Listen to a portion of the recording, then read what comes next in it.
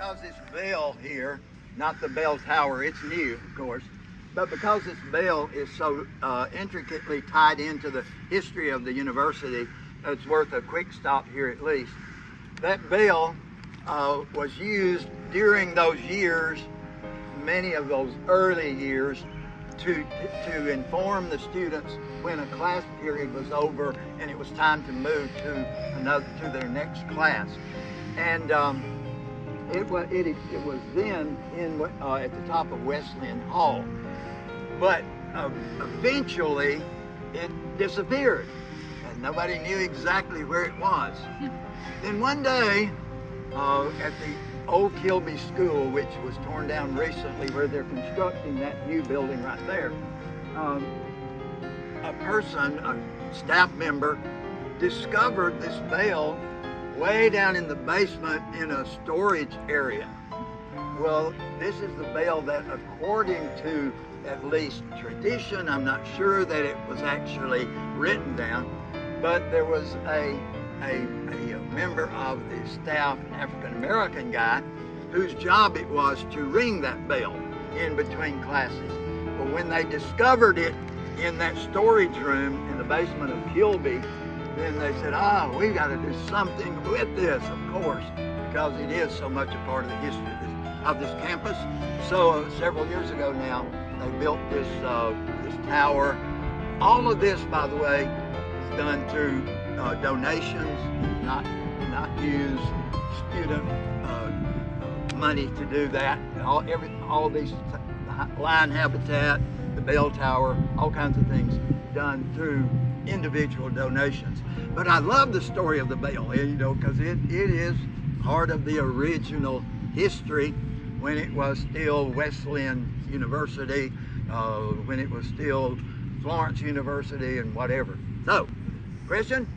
Okay, if you can kind of gather around, sort of. I know you want to be in the shade. If you can hear me okay, that's fine. You do what you want to. I'm used to being a schoolmarm, so I have to be organized, right?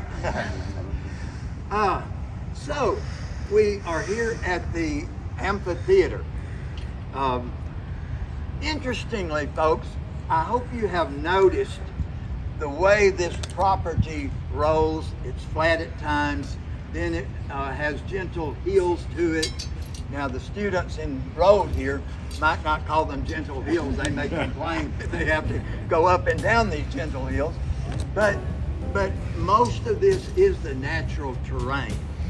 Now the reason that's important, of course in 2018, Florence celebrated its bicentennial, right? It was founded in 1818. So 2018, we celebrate our bicentennial. But in 1918, Florence celebrated its centennial anniversary.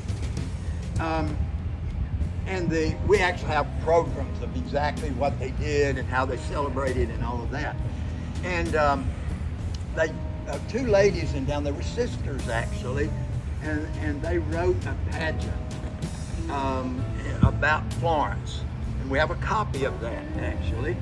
And they included the history of Florence into this pageant.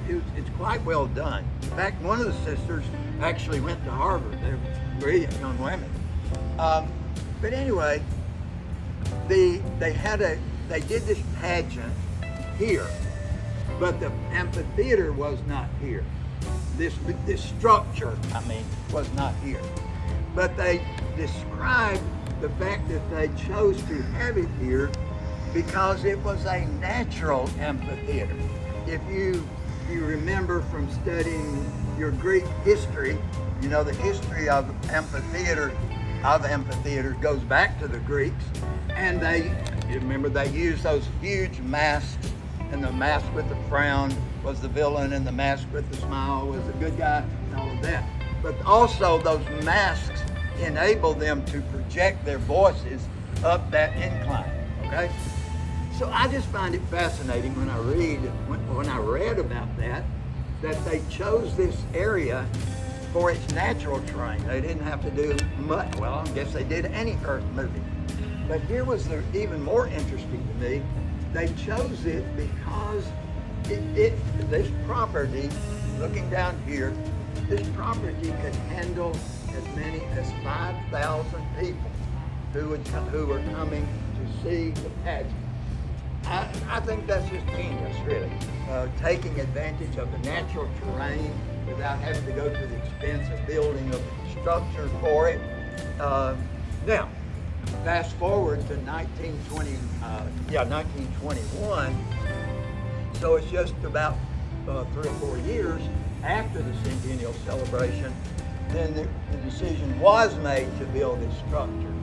And it was done to memorialize all of the former students of this university who had given their lives in World War I. And there's a list of them, I think, over on the other side of this. So we've actually had this structure then since 1921 as a memorial to those men who had died. I guess it was all men. The women weren't in battle, but maybe some of them died as nurses. I don't know. But anyway, to memorialize those people who lost their lives in that. Well, since then, of course, this amphitheater has served all kinds of purposes. When I was a freshman here, there were benches. Well, I'm beyond that too. There were benches all over the place here, and some of the cruel guys. Of course, I wasn't one of them. I was a nice boy. But some of the cruel guys, it was a sport to catch a squirrel and scrape all of its hair off except its tail. There were just funny-looking squirrels all over this campus, right? So let's not give the current students any ideas. We don't want any squirrels to be endangered. But it has, historically been a gathering place for the students. It's kind of sad to see just that many benches here now, but they can sit on the ground, it won't hurt them. But this again is such a very integral part of the history of this university and of this town.